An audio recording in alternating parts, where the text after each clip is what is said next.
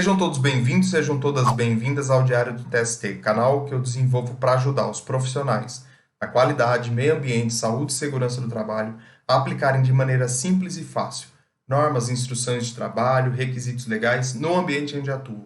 Meu nome é Gustavo Vanck, sou técnico em segurança do trabalho, auditor interno e consultor de SGI, Sistemas de Gestão Integrado, qualidade, meio ambiente, saúde e segurança do trabalho. No vídeo de hoje nós vamos tratar de um assunto muito simples, mas muito importante para as empresas no que diz atendimento à emergência. Sim, vamos falar de carga de incêndio, como determinar a carga de incêndio das empresas onde atuamos ou onde prestamos serviços, enfim. Então fica no vídeo, aproveita o conteúdo para você aplicar no seu dia a dia.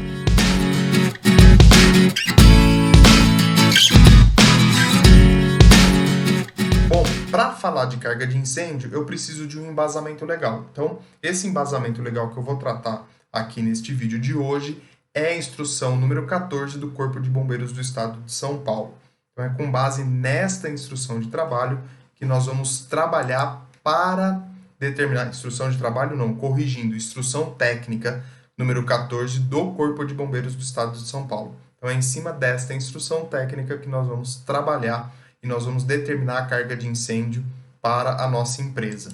Ressaltando que a carga de incêndio é base para as demais situações de emergência. Então, eu vou determinar a minha brigada de incêndio com base na carga de incêndio. Eu vou determinar a sinalização, os equipamentos de combate a incêndio com base na carga de incêndio. Enfim, então é a base de todo o atendimento à emergência no que diz respeito ao combate a incêndio ou ao princípio de incêndio.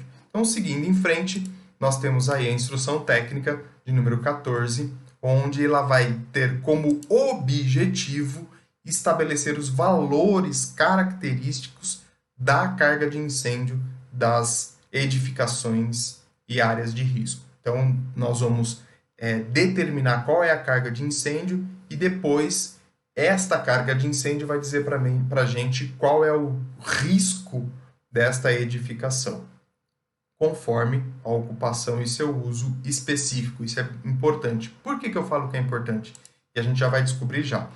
Para determinar a carga de incêndio, existem duas maneiras. Primeiro, o cálculo probabilístico, que significa que foram feitos estudos, estatísticas e foi determinada a carga de incêndio em cima desses estudos e destas estatísticas, onde compreende grande maioria das edificações. Se não compreender, você também pode determinar a carga de incêndio através do método determinístico. Significa que você vai ter que olhar para o seu produto, olhar para o seu armazenamento e calcular a carga de incêndio para a sua empresa. Então, são esses dois métodos que nós vamos utilizar para determinar essa carga de incêndio, segundo a instrução técnica 14 do Corpo de Bombeiros do Estado de São Paulo. Normalmente, como eu falei já, com os anexos A e B da instrução técnica de número 14, você consegue determinar a carga de incêndio, que é o método probabilístico. Então, nesses dois anexos, você vai ter a grande maioria dos segmentos de mercados e dos produtos para que você possa determinar a carga de incêndio através desse método probabilístico. Então, onde que está isso? Está nessa tabelinha aqui. É isso que traz para a gente qual é a carga de incêndio. Deixa eu aproveitar e já colocar para vocês a instrução de trabalho, e aí eu vou conseguir mostrar como é que está essa tabelinha aí do método probabilístico. Então, nós estamos aqui com a tabela de carga de incêndio.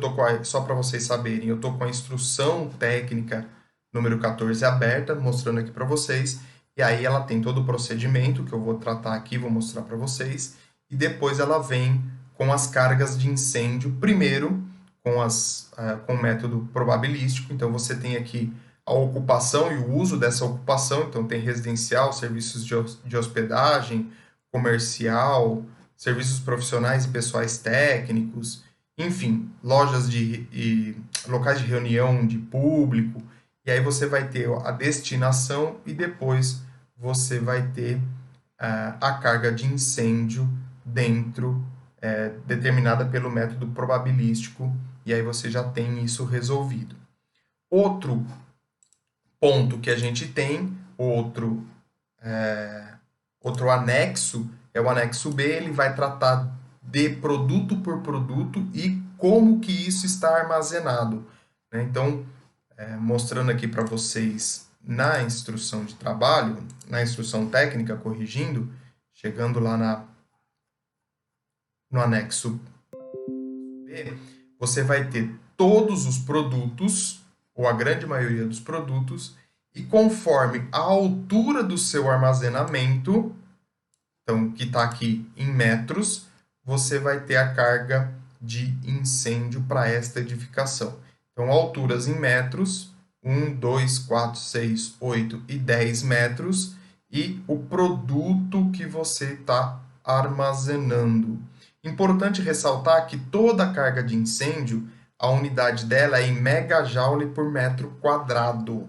Então, tudo isso, todos esses valores que vocês estão encontrando aqui são, por exemplo, 720 para adubo químico em armazenamento de 8 metros, 720 megajoules por metro quadrado. Então, essa aqui é a tabela, o anexo B da IT 14 do Corpo de Bombeiros. Então, como vocês estão vendo, tem todos os produtos ali, você consegue determinar aí por método probabilístico qual que é a carga de incêndio. Seguindo em frente, né, esse é o método probabilístico, vamos ter depois algumas exceções. Primeira delas, edificações destinadas a explosivos do grupo L e ocupações especiais do grupo M, aplica-se a metodologia constante no anexo C, ou seja, obrigatoriamente eu tenho que calcular a minha carga de incêndio com base no produto e no armazenamento do meu produto. E aí eu vou fazer uma continha, é muito simples, mas eu vou fazer uma continha para determinar isso. E onde que eu encontro esses grupos L e M e os demais grupos que o Corpo de Bombeiros do Estado de São Paulo determinou? Eu vou lá no decreto 63.911, de 10 de dezembro de 2018, e faço a consulta neste decreto. Lá você vai ver que tem todos os segmentos de mercado e qual é o grupo que esse segmento está linkado, atrelado, né? Nesse momento, você vai procurar isso e é muito simples. Você vai olhar lá no seu buscador da internet, no Google, você vai digitar lá Corpo de Bombeiros do Estado de São Paulo, vai pegar o linkzinho lá, vai acessar o Corpo de Bombeiros, e lá vai ter um lugarzinho onde vai estar legislação consulta, e aí você entrando na legislação consulta, você consegue fazer o download, não só dessa instrução que eu estou tratando aqui com vocês, mas de toda a legislação, inclusive os decretos que foram publicados do Corpo de Bombeiro do Estado de São Paulo. Então é super simples, digita lá no buscador Corpo de Bombeiros do Estado de São Paulo, você vai entrar na página deles, tem um local que você tem legislação consulta, e aí você faz o download e faz a utilização deste material de maneira gratuita para você no seu dia a dia. Então, os grupos L e M, obrigatoriamente eu vou para o método pelo método determinístico. Então, como é que eu faço isso, né? Então, aqui os grupos que eu falei para vocês, o grupo L, ele vai tratar de explosivos, comércio, indústria e depósitos, e depois o grupo M é um grupo especial, e aí tem alguns segmentos de mercado, aí algumas ocupações onde você vai se basear para poder fazer o cálculo e a conta do método determinístico. Então, outra exceção, você tem todas as ocupações listadas nos anexos A e B, mas, porém, contudo, todavia, entretanto, pode acontecer da sua empresa não está listado nem no anexo A e nem no anexo B. O que eu faço? Vou deixar de determinar a minha carga de incêndio? Não. Então você faz pelo método determinístico ou você vai lá e vai por similaridade. Então você pode pegar algo muito parecido com o seu segmento de mercado, que provavelmente a carga de incêndio vai ser muito semelhante. Então a IT, a instrução técnica, diz para a gente que se não estiverem constando as ocupações nos anexos A e B, você pode utilizar por similaridade. E também admite-se nos grupos C e I esta similaridade. Grupo C, comercial, e grupo I, indústrias. Lá no decreto também você tem isso. Então você pode adotar. Caso você não encontre lá, você pode adotar por similaridade. Outra exceção: as ocupações do grupo J devem obrigatoriamente seguir a tabela relativa à altura de armazenagem constante no anexo B. Então, grupo J deve adotar obrigatoriamente a tabela relativa à altura de armazenagem contidas no anexo B, que eu mostrei para vocês. Inclusive, a gente correu aí um pouquinho na instrução técnica de número 14. Então, são algumas exceções que vocês devem observar antes de determinar a carga de incêndio. Muito bem. Então, como que eu calculo? Como é que é esse cálculo determinístico? Então, vocês têm a formulinha aí, lá na instrução de trabalho também vai ter. Na instrução de trabalho, não. Na instrução técnica, hoje está difícil. Na instrução técnica de número 14 do Corpo de Bombeiros, onde você vai ter a carga de incêndio, né? Então, o QFI é relativo à carga de incêndio, igual à somatória da massa em referência ao potencial calorífico específico de cada componente, dividido pela área de armazenagem para este produto, para este componente. E aí você vai ter as unidades em megajoule por metro quadrado. Vamos ver um exemplo disso? E aqui a tabela C1, onde você vai encontrar o valor de calor de potencial específico, aquele HI que a gente tem lá na fórmula. Então, também lá na IT, na instrução técnica número 14, você vai ter todos os produtos e o seu potencial de calor específico dentro da tabela. Então, seguindo em frente, com base nestas informações, nós vamos determinar qual é a carga de incêndio. Então, primeiro exemplo, eu tenho um mercadinho com 70 metros quadrados de área construída, com um armazenamento de 20 botijões de GLP, de 13 kg de GLP, que ocupam uma área aproximada de 10 metros quadrados. Então, para calcular a carga de incêndio desta situação, primeiro passo, você vai determinar a densidade do material. E apenas quando a unidade de medida estiver em litros. Então, você vai pegar... você vai determinar a massa deste componente. Então, vai pegar os 20 em quilos aqui, né? Na verdade, está digitado errado. Determinar a massa do componente, você vai multiplicar os 20 botijões por 13 quilos, e aí você vai ter o total de armazenagem neste mercadinho. Depois, você vai pegar este valor que você encontrou, a massa, vezes o potencial de calor específico, que está lá na tabela C1, que no caso do GLP é 46, e você vai encontrar a carga em joules. Então, você vai ter 11.960 megajoules ali de carga. Depois, você vai pegar essa megajoule e vai dividir pela metragem quadrada, que é o local onde está armazenado o seu botijão GLP. Vale ressaltar aqui que não é da área total da área construída, não é a área total do seu estabelecimento. só do local onde está armazenado. Então, você vai pegar os 11.960, dividir por 10, e aí você vai encontrar a sua carga de incêndio. Neste caso, 1.960 megajoules por metro quadrado. Então, estamos utilizando em quilos, e você já tem ali a conversão, a tabela C1 já referente a quilos, e aí você consegue determinar a sua carga de incêndio. Caso eu não tenha isso em quilos, eu tenha isso em litros, eu trouxe um exemplo para vocês. Então, a oficina de funilaria, com 100 metros quadrados de área construída, com armazenamento de 20 latas de 5 litros de diesel e ocupa uma área de 5 metros quadrados. Então, você tem que determinar a densidade do material. Lembre-se que aqui está em litros e a fórmula nossa pede em quilos.